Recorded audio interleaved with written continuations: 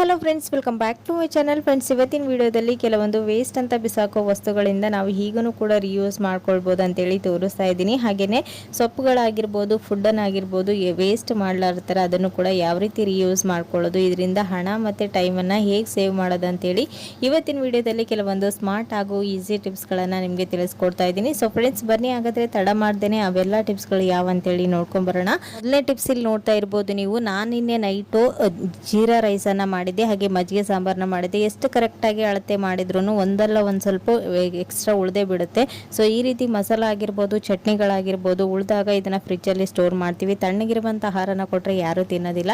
So ಇದನ್ನು waste ಅಂತ ಬಿಸಾಕೋ ಬದಲು ಈ ರೀತಿ ನೀವು ಫ್ರೀ ಈಟ್ ಮಾಡ್ಕೊಳ್ಬೋದು. ಸೊ ಹೇಗೆ ಅಂತ ತೋರಿಸ್ತೀನಿ. ನೋಡ್ತಾ ಇದ್ರೆ ನಾನು ಒಂದು ಪಾತ್ರೆಯಲ್ಲಿ ನೀರನ್ನು ಕಾಯೋದಕ್ಕೆ ಇಟ್ಟಿದ್ದೀನಿ. ನೀರು ಕುದಿಯೋದಕ್ಕೆ ಸ್ಟಾರ್ಟ್ ಆದ ತಕ್ಷಣ ಒಂದು ಟಿಫಿನ್ ಬಾಕ್ಸಲ್ಲಿ ರೈಸನ್ನು ಹಾಕಿ ಒಂದು 5ರಿಂದ 10 ನಿಮಿಷ ಹಾಗೇನೆ ಬಿಡ್ತೀನಿ. ಇದರ ಹಬೆಗೆ ಇದರಲ್ಲಿರ್ತಕ್ಕಂಥ ರೈಸ್ ಎಲ್ಲನೂ ಚೆನ್ನಾಗಿ ಸ್ವಲ್ಪ ಬಿಸಿಯಾಗಿರುತ್ತೆ. ಆವಾಗ ನೀವು ಮಕ್ಕಳಿಗೆ ಆಗ್ಬೋದು, ದೊಡ್ಡವ್ರಿಗಾಗ್ಬೋದು ಸರ್ವ್ ಮಾಡಿದರೆ ತುಂಬಾ ಇಷ್ಟಪಟ್ಟು ತಿಂತಾರೆ. ಈ ಒಂದು ರೈಸ್ ವೇಸ್ಟ್ ಕೂಡ ಆಗೋದಿಲ್ಲ. ಸೊ ನೋಡ್ತಾ ಇರ್ಬೋದು ಮೊದಲಿದ್ದ ರೈಸ್ಗೂ ಇವಾಗೂ ಎಷ್ಟು ಡಿಫ್ರೆಂಟ್ ಕಾಣ್ತಾ ಇದೆ ಅಂತ. ಸೊ ಈ ಒಂದು ಟಿಪ್ಸ್ ಕೂಡ ಖಂಡಿತ ಯೂಸ್ಫುಲ್ ಆಗುತ್ತೆ. ಟ್ರೈ ಮಾಡಿ ನೋಡಿ, ಓಕೆನಾ. ನೆಕ್ಸ್ಟ್ ಟಿಪ್ ಬಂದು ಈ ರೀತಿ ಪುದೀನ ಸೊಪ್ಪು ಆಗಿರ್ಬೋದು, ಕೊತ್ತಂಬರಿ ಸೊಪ್ಪು, ಪಾಲಕ್ ಸೊಪ್ಪನ್ನು ನಾವು ತಂದ ತಕ್ಷಣ ಈ ರೀತಿ ಚೆನ್ನಾಗಿ ಇದನ್ನು ಬಿಡಿಸಿ ವಾಶ್ ಮಾಡ್ಕೊಂಡು ಇಟ್ಕೊಳ್ತೀವಿ.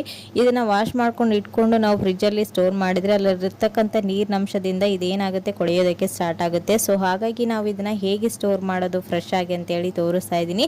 ಇಲ್ಲಿ ನೋಡ್ತಾ ಇದ್ರೆ ನಾನು ಒಂದು ಬಾಕ್ಸನ್ನು ತೊಗೊಂಡಿದ್ದೀನಿ. ಅದರಲ್ಲಿ ಈ ರೀತಿ ನ್ಯೂಸ್ ಪೇಪರ್ನ ಹಾಕ್ಕೊಳ್ಬೇಕು. ಯಾವುದಾದ್ರೂ ಈ ರೀತಿ ಪೇಪರ್ನ ಹಾಕಿ ಈ ಒಂದು ಸೊಪ್ಪನ್ನು ಚೆನ್ನಾಗಿ ಒಂದ್ಸರಿ ಕ್ಲೀನ್ ಮಾಡಿಕೊಂಡು ಈ ಒಂದು ಪೇಪರ್ ಇರುವಂಥ ಬಾಕ್ಸಲ್ಲಿ ಹಾಕೋದ್ರಿಂದ ಇಲ್ಲಿರ್ತಕ್ಕಂಥ ನೀರಿನಂಶ ಎಲ್ಲನೂ ಈ ಕವರ್ ಅಬ್ಸರ್ವ್ ಮಾಡುತ್ತೆ. ಅವಾಗಿದು ಡ್ರೈ ಆಗಿ ಫ್ರೆಶ್ ಆಗಿ ಹಾಗೇನೆ ಇರುತ್ತೆ. ಸೊ ಈ ಒಂದು ಸೊಪ್ಪನ್ನು ನಾನು ಮೊದಲಿಗೆ ವಾಶ್ ಮಾಡಿ ಒಂದು ಕಾಟನ್ ಬಟ್ಟೆ ಮೇಲೆ ಹಾಕಿದ್ದೀನಿ. ಸ್ವಲ್ಪನೇ ನೀರಿನಂಶ ಇರೋದ್ರಿಂದ ಕೆಳಗೆ ಮಾತ್ರ ನಾನು ಪೇಪರ್ನ ಹಾಕಿದ್ದೀನಿ. ನೀವು ಜಾಸ್ತಿ ನೀರಿನಂಶ ಇದ್ದರೆ ಮೇಲ್ಗಡೆ ಮತ್ತು ಕೆಳಗಡೆನೂ ಕೂಡ ಪೇಪರ್ನ ಹಾಕಿ ನೀವು ಈ ರೀತಿ ಒಂದು ಏರ್ ಕಂಟೈನರ್ ಬಾಕ್ಸಲ್ಲಿ ಹಾಕಿ ಕ್ಲೋಸ್ ಮಾಡಿ ಫ್ರಿಜ್ಜಲ್ಲಿ ಇಟ್ಟು ಸ್ಟೋರ್ ಮಾಡ್ಬೋದು. ಇದು 15 ಡೇಸ್ವರೆಗೂ ಫ್ರೆಶ್ ಆಗಿ ಹಾಗೇನೆ ಇರುತ್ತೆ, ಓಕೆನಾ. ನೆಕ್ಸ್ಟ್ ಟಿಪ್ ಬಂದು ಇಲ್ಲಿ ನೋಡ್ತಾ ಇರ್ಬೋದು ನೀವು. ನೆಕ್ಸ್ಟ್ ಟಿಪ್ ಬಂದು ಈ ರೀತಿ ಮಕ್ಕಳ ಲಂಚ್ ಬಾಕ್ಸ್ಗಳನ್ನು ನಾವು ಸ್ಕೂಲಿಂದ ಮಕ್ಕಳು ಬಂದ ತಕ್ಷಣ ಕ್ಲೀನ್ ಮಾಡಿಲ್ಲ ಅಂತಂದರೆ ಇದರಲ್ಲಿ ಹಾಗೇ ಬಿಟ್ಟರೆ ಅನ್ನ ಎಲ್ಲ ಹಳಸಿ ಏನಾಗುತ್ತೆ, ಈ ಒಂದು ಪಾತ್ರೆಗಳು ಸ್ಮೆಲ್ ಆಗಿಬಿಡುತ್ತೆ. ನಾವು ವಾಶ್ ಮಾಡಿದ ನಂತರನೂ ಆ ಸ್ಮೆಲ್ ಹಾಗೇ ಉಳ್ಕೊಂಡ್ಬಿಡುತ್ತೆ. ಸೊ ಆ ಸ್ಮೆಲ್ಲನ್ನು ಅವಾಯ್ಡ್ ಮಾಡೋದಕ್ಕೆ ಏನು ಮಾಡಬೇಕಂತ ತೋರಿಸ್ತಾ ಇದ್ದೀನಿ.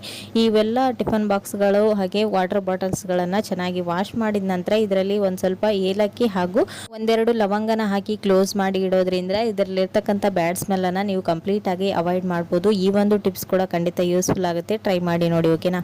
ನೆಕ್ಸ್ಟ್ ಟಿಪ್ ಬಂದು ಸ್ಟಿಕ್ಕರ್ ಪ್ಯಾಕೆಟ್. ನಾವು ಡೈಲಿ ಸ್ಟಿಕ್ಕರ್ನ ಯೂಸ್ ಮಾಡೋದ್ರಿಂದ ನಂತರ ಈ ಸ್ಟಿಕ್ಕರ್ ಪ್ಯಾಕೆಟ್ಗಳನ್ನು ಬಿಸಾಕ್ತಾ ಇರ್ತೀವಿ. ಈ ಸ್ಟಿಕ್ಕರ್ ಪ್ಯಾಕೆಟ್ನ ಬಿಸಾಕ್ದೇನೆ ಇದನ್ನು ಈಗಲೂ ಕೂಡ ರಿಯೂಸ್ ಮಾಡ್ಬೋದು. ಈ ಒಂದು ಸ್ಟಿಕ್ಕರ್ ಪ್ಯಾಕೆಟ್ ತುಂಬಾ ಹಾರ್ಡ್ ಆಗಿ ಚೆನ್ನಾಗಿರುತ್ತೆ. ಸೊ ಹಾಗಾಗಿ ಇದನ್ನು ಈ ರೀತಿ ನೀವು ರಿಯೂಸ್ ಮಾಡ್ಕೊಳ್ಳಿ. ಇಲ್ಲಿ ನಾನು ಹೊಸದಿರುವಂಥ ಸ್ಟಿಕ್ಕರ್ ಪ್ಯಾಕೆಟ್ನ ತೊಗೊಂಡಿದ್ದೀನಿ. ಅದರಲ್ಲಿರ್ತಕ್ಕಂಥ ಸ್ಟಿಕ್ಕರ್ನ ರಿಮೂವ್ ಮಾಡಿ ಇವಾಗ ಸುತ್ತಲೂ ನಾನು ಈ ರೀತಿ ಸ್ಟೆಪ್ಲರ್ನ ಹಾಕ್ಕೊಳ್ತಾ ಇದ್ದೀನಿ. ಈ ರೀತಿ ಸುತ್ತಲೂ ಹಾಕ್ಕೊಂಡು ಕೊನೆಗೊಂದು ದಿನ ನೀವು ಹಾಗೇ ಬಿಡಿ.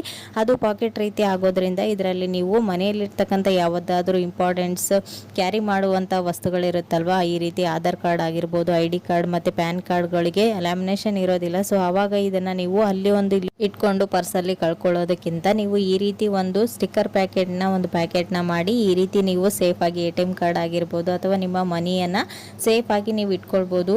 ಹೆಣ್ಮಕ್ಳು ಅವರು ವ್ಯಾನಿಟಿ ಬ್ಯಾಗಲ್ಲಿ ಇಯರಿಂಗ್ಸ್ ಆಗಿರ್ಬೋದು, ಜ್ಯುವೆಲ್ಸ್ ಆಗಿರ್ಬೋದು ಎಲ್ಲನೂ ಕ್ಯಾರಿ ಮಾಡ್ತಾ ಇರ್ತಾರೆ, ವಾಟರ್ ಬಾಟಲ್. ಸೊ ಆವಾಗ ಅದರಲ್ಲಿ ವಾಟರ್ ಬಾಟಲ್ಸ್ ಏನಾದರೂ ಲೀಕ್ ಆದರೆ ಎಲ್ಲ ಕಾರ್ಡ್ಗಳು ಹಾಳಾಗ್ತಾ ಇರುತ್ತೆ. ಸೊ ಈ ರೀತಿ ಒಂದು ಪ್ಯಾಕೆಟ್ನ ಮಾಡಿದರೆ ಸೇಫಾಗಿ ನೀವು ಈ ರೀತಿ ಪರ್ಸಲ್ಲಿ ಇಟ್ಕೊಂಡ್ರೆ ಅದು ಒಂದು ಸೈಡನ್ನೇ ಒಂದೇ ಪಾಕೆಟಲ್ಲಿ ನೀಟಾಗಿ ಇರುತ್ತೆ. ಸೊ ನಿಮ್ಗೆ ಯಾವುದೇ ರೀತಿ ವರಿ ಇರೋದಿಲ್ಲ. ಸೊ ನೋಡ್ತಾ ಇರ್ಬೋದು ನೀವು ಹ್ಯಾಂಡ್ ಬ್ಯಾಗಲ್ಲಿ ನಾನು ಈ ರೀತಿ ಇಟ್ಟು ತೋರಿಸ್ತಾ ಇದ್ದೀನಿ. ಮೊಬೈಲ್ ಆಗಿರ್ಬೋದು ಈ ಒಂದು ಪ್ಯಾಕೆಟ್ನ ನೀವು ಸೇಫಾಗಿ ಕ್ಯಾರಿ ಮಾಡ್ಬೋದು. ಹಾಗೆಯೇ ರಿಮೂವ್ ಮಾಡೋದು ಕೂಡ ಹೇಗಂತನೂ ತೋರಿಸ್ತಾ ಇದ್ದೀನಿ.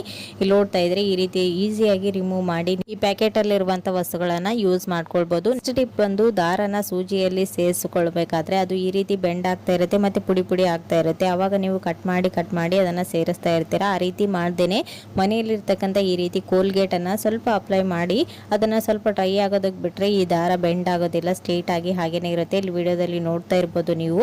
ಇವಾಗ ದಾರ ಬೆಂಡನೂ ಆಗ್ತಾ ಇಲ್ಲ, ಹಾಗೇನೆ ಪುಡಿ ಪುಡಿನೂ ಆಗ್ತಾ ಇಲ್ಲ, ನೀಟಾಗಿ ಸೂಜಿಯಲ್ಲಿ ಸೇರ್ತಾ ಇದೆ. ಸೊ ಮನೆಯಲ್ಲಿ ಹಿರಿಯರಿಗೆ ಸೂಜಿಯಲ್ಲಿ ದಾರ ಸೇರಿಸೋದಕ್ಕೆ ಬರ್ತಾ ಇರೋದಿಲ್ಲ. ಸೊ ಅವಾಗ ಈ ಒಂದು ಟಿಪ್ಸ್ನ ಖಂಡಿತ ಟ್ರೈ ಮಾಡಿ, ಯೂಸ್ಫುಲ್ ಆಗುತ್ತೆ, ಓಕೆ. ಓಕೆನಾ. ಸೊ ಫ್ರೆಂಡ್ಸ್, ನೋಡಿದ್ರಲ್ವಾ ಇವತ್ತಿನ ಈ ಎಲ್ಲ ಟಿಪ್ಸ್ಗಳು ನಿಮಗೂ ಕೂಡ ಖಂಡಿತ ಯೂಸ್ಫುಲ್ ಆಯ್ತು ಅಂತ ಅಂದ್ಕೊಂಡಿದ್ದೀನಿ. ಯೂಸ್ಫುಲ್ ಆದರೆ ಪ್ಲೀಸ್ ಒಂದು ಲೈಕ್ ಕೊಡೋದನ್ನು ಮರಿಬೇಡಿ. ಇವತ್ತಿನ ಟಿಪ್ಸ್ಗಳಲ್ಲಿ ನಿಮ್ಗೆ ಯಾವ್ದು ಇಷ್ಟ ಆಯ್ತು ಕಮೆಂಟ್ ಮಾಡಿ ತಿಳಿಸಿ. ಮತ್ತು ನಾಳೆ ಹೊಸ ಟಿಪ್ಸ್ಗಳೊಂದಿಗೆ ಮತ್ತೆ ನಿಮ್ಮನ್ನ ಮೀಟ್ ಮಾಡ್ತೀನಿ ಫ್ರೆಂಡ್ಸ್. ಅಲ್ಲಿವರೆಗೂ ಟೇಕ್ ಕೇರ್, ಬಾಯ್.